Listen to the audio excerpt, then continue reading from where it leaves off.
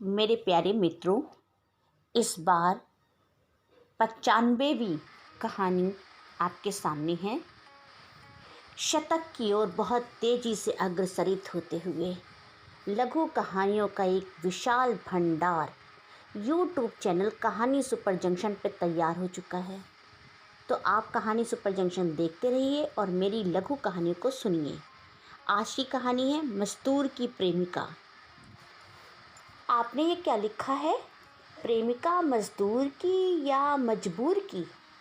अरे कुछ भी लिख दो, महबूबा तो होती ही है दिल के हाथों मजबूर। लेकिन आज मैं एक मज़दूर की प्रेमिका पर कहानी लिखने के लिए ग्रेटर नोएडा की आलीशान इमारत के पास आया हूँ। अरे आपको प्रेमिका ढूंढने इतनी दूर क्यों आना पड़ा? आखिर क्या रखा है इस इमारत में जो आप इतनी दूर तक आ गए? अम्मा यार क्या बताऊँ, कुछ किस्से सुने तो आ गया हकीकत जानने। अरे कैसे किस्से? बिल्डिंग का ठेकेदार पूछ रहा था।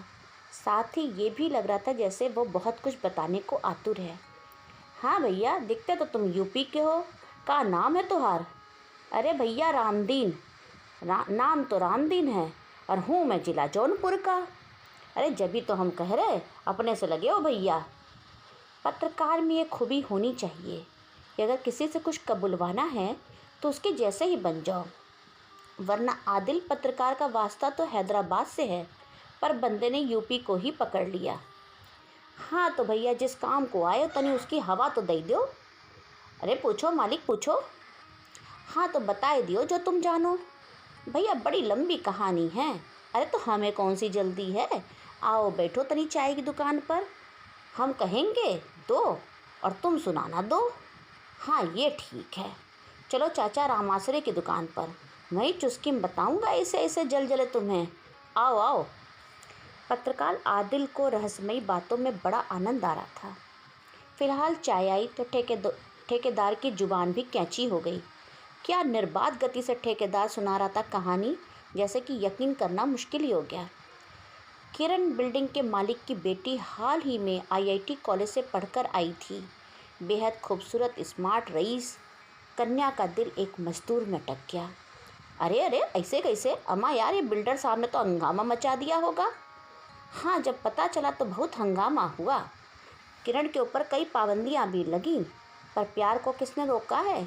कोई ना कोई रास्ता निकाल ही लिया। आखिर मालिक को ही झुकना पड़ा अपनी इकलौती बेटी के लिए। पर उनकी एक शर्त थी कि खिलावन मजदूर को अपने हिसाब से, समाज के हिसाब से बनाना होगा। सबसे पहले तो उसका नाम बदलो। किरण भी थोड़ा झुकी और डैडी से वायदा किया कि 1 साल का वक्त दीजिए, मैं पूरी कोशिश करूंगी खिलावन को बदलने की। 1 साल खिलावन कहाँ रहा मालूम नहीं। हम सब तो यही समझते रहे भैया कि उसे मरवा दिया गया। पर 1 साल के कुछ महीने बाद ही किरण बिटिया की शादी का कार्ड बटा। स्टेज पे बैठा दुल्हा मजदूर खिलावन नहीं, बल्कि फर्राटे से अंग्रेजी बोलता नौजवान मिस्टर रंजन खंडूजा था। जिन लोगों ने पहले वाले खिलावन को देखा था वह यकीन करने को राजी ही नहीं थे। उनमें से एक एक की बाँह पकड़कर खुद मालिक कुछ न कहने की विनती कर रहे थे।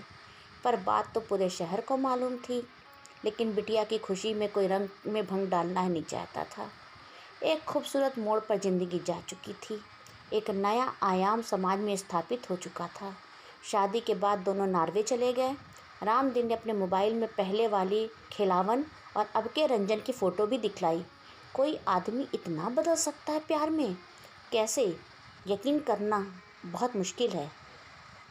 यकीन होता भी नहीं अगर सच सामने होता नहीं। पर आप ये कब्र खोदने क्यों आ गए? बिटिया सही सलामत नॉर्वे में रह रही है। विनती है आपसे, अब कुछ लिख कर उसकी ज़िंदगी ना उजाड़ें, गड़े मुर्दे ना उखाड़ें। पत्रकार आदिल ने फ़ोन की रिकॉर्डिंग बंद करके ठेकेदार के सामने डिलीट मार दिया। अब खुश रामदीन? सरकार हम तो सभी मालिक का नमक खा रहे हैं, नमक हरामी कैसे कर सकते हैं? अरे भैया यूपी वालों की जय, जोर से बोलते हुए आदिल ने बाइक दौड़ा दी। मेरी ये नई कहानी मज़दूर की प्रेमिका आपको अवश्य पसंद आएगी। मित्रों, मैंने कोई भी विषय नहीं छोड़ा है जिस पर मैंने कहानियाँ न लिखी हों। छोटे से छोटी बातों को, छोटे से छोटे विषय को उठाया है अपनी कहानियों में और उसका हल भी प्रस्तुत किया है और पॉजिटिव हल प्रस्तुत करने की कोशिश भी की है। तो आप भी मेरी कहानी को सुन कर के मेरी सराहो, स्नेह दो, आशीर्वाद दो कि मैं ऐसे ही लिखती रहूं और आपके सामने अपनी नई नई कहानियों को लाती रहूं। अगले वीरवार को अपनी 96वीं कहानी के साथ पुनः उपस्थित होंगी। तब तक के लिए जय हिंद, जय भारत।